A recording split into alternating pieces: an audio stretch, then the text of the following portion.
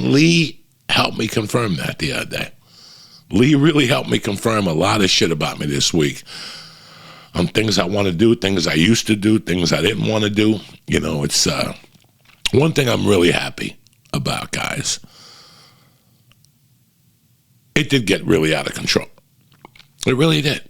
It really fucking did. And you know, you cannot eat 2,000 milligrams of ABX daily.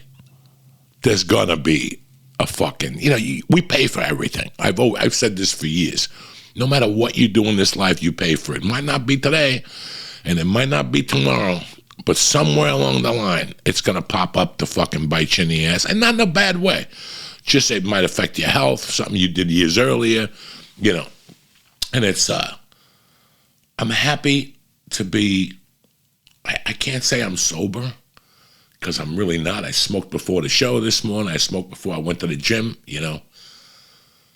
But it's not even, I'm embarrassed to say this sometimes. It's not even one thing I am doing is getting super high on weed. Like, I have to be honest with everybody. Like, I am getting so high on weed now, it's scary. Like, it's back to the point where if I smoke a joint, I'm going to sleep. After I eat a half a box of Special K, some blueberries, some cantaloupes. This is what I do every fucking night. I mean, you know, I get so high in the daytime that I'm okay. And I'm happy. I hate to fucking say this, but I'm kind of happy to be this sober right now. Like, guys, I got to tell you, man, the last 2 years, you know, to see everything moving and for you to step to the back it's been a fucking great experience. Because I didn't know. I had no fucking idea what was going on. I really didn't. It was just, you know, people like, I can't believe you don't want to do this anymore. Do you understand where I just stepped out of? It was just total anxiety. Like I tell you guys, a podcast was 6 hours. We didn't do an hour. We did an hour and a half, but we were there 6 fucking hours. So Mike would be getting here like Monday at 12. He wouldn't leave till 6. What do you tell your wife? Yeah, that's what I was looking forward to. Yeah, like everybody wanted to leave for 6 fucking hours when you're married, but I'm home. I'm home. I got nowhere to, you know what I'm saying? So it just took so fucking much. But right now, what I'm looking at, lately, I've just been looking at this. And I tell my wife once a fucking month. I tell my wife, I tell Mike, I tell Lee, I tell my friends, I go, never mind the house. Never mind the book. Never mind losing weight. Never mind having a child. Never mind any of this shit. One of the things I wake up every morning and I do gratitude shit every fucking morning. You know, I told my wife I used to get up in the morning, get a cup of coffee from the kitchen and go right in front of the computer. That is horrible for you. I'm telling you this right now, guys. It's fucking horrible for you. When you wake up in the morning, you know, throughout the night you went into REM sleep or whatever, and you've processed it. It's not just your muscles and your heart. Everything gets a fucking charge up. You ever wake up at 3 in the morning to pee and you tap into a dream of what's your mind going while you're sleeping? Like sometimes I wake up to pee and I'm thinking about the weirdest thought because it was probably what I was dreaming about before, but your mental is dreaming. Like your mental is resting. Everything is resting. So when you wake up, you're brand fucking new again. You're brand new again. Like whatever problems you had that were really affecting you, you've broke them down. Now you slept. That's why people always say, let me sleep on it. Let me fucking sleep on it, okay?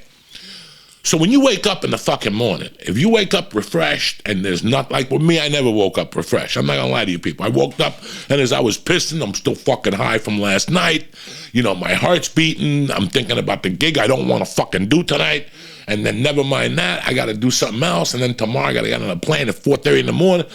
Guys, this is what you wake up with. Now you sit in front of the fucking computer and you open up Twitter or Facebook and it's like, you know, it's just a fucking grind. You know, like it just, or you open up Yahoo or fucking whatever, CNN, and it just takes you for a fucking ride. And I didn't know how bad it was affecting me. I remember I would get on the phone, I would get up at 7, and by 7:30, people were talking to me about business in New York, and I'm like, that's not good. I guess I did it for years. It works when you're fucking, you know, But somewhere around there, I like to get up now. Like if I get up at 7:30, I grab a cup of coffee and I go right outside. I don't care if it's raining. I don't care if it's 30 below. I dress accordingly. And I go on my balcony under that fucking umbrella and I just sit there and I do my gratitude checks. I say them a little, I speak them out so the universe can hear me. I'm grateful for my house. I'm grateful for having friends like Mike. I'm grateful to wake up this morning. I'm grateful that my dick still works. I'm grateful that my hair is cutting itself. I don't have to spend $50 every 2 fucking months. You just do this gratitude thing, and the biggest gratitude I have is I don't get high anymore.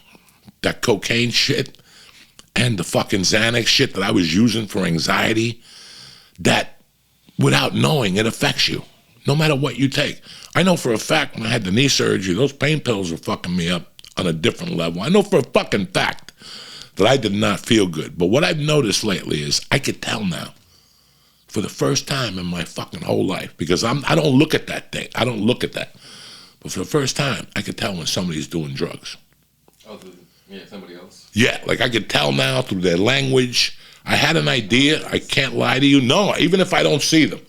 Just from what they're writing, their topic, what's on, it's so stupid. And I'm not judging nobody. I did drugs for 50 fucking years. Who am I going to judge? They're stupid. Yeah, who am I going to fucking judge? But what I'm trying to say to you is, I could see how it fucking affects you now. And I have 3 people in my life right now that I talk to from time to time. And it's so weird that I finally put together why they're so weird to me on the phone. Because they're getting high. And I don't understand that gibberish anymore. It's like comedy gibberish from L.A. When somebody from L.A. calls and they go, oh my God, we miss you so much. It's like, listen, I got to go. My daughter's on the field. She's about to bat. You want to call me with gibberish that you miss me, whatever the fuck they're telling you. But I can hear the drugs now. Guys, I never believed that. If you listen to every podcast I talked about, I said that all my failures over those years was on me. I never blamed nothing on drugs. I got to tell you something. For the fucking first time in my life, I'm blaming shit on drugs that I did. I can't believe this. I saw a fucking video. Some fucking jerk off put it up from LA. And there was a time in that video, that was when I was getting high. And I saw that video and I listened to what I was saying. And it was fucking disturbing. It was very disturbing on what I was talking about in those days when I was doing coke. Now, every time I think about a conversation, I fucking cringe. You ever think about a conversation you had like on the 6th grade with a girl when you went to hit on her and she's like, no, but I'm flattered, or whatever the fuck they would say to you as a nice way of saying, you're a fucking loser. I still dread a conversation I had with this girl named Diaz Rodriguez in the 6th grade. It was the most awkward conversation.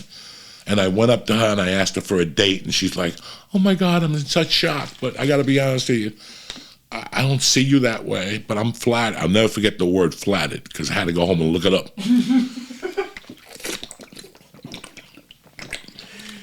She's like, I'm flattered that you thought of me for this dance, but I already have somebody in mind. I still remember those conversations. When I sit here and tell you guys that I still remember my bombing in fucking New Orleans. Yeah. You remember all those things. I do. I definitely fucking do. When I think about the shit I was talking about till 4 in the morning with people when you're doing coke, oh God, that's the worst gibberish in the fucking world. Anybody who's done coke and has been with 3 people doing coke at 4 in the morning, I love you. Oh my God, I think the same. It's like when I watch Boogie Nights. I fucking love Boogie Nights.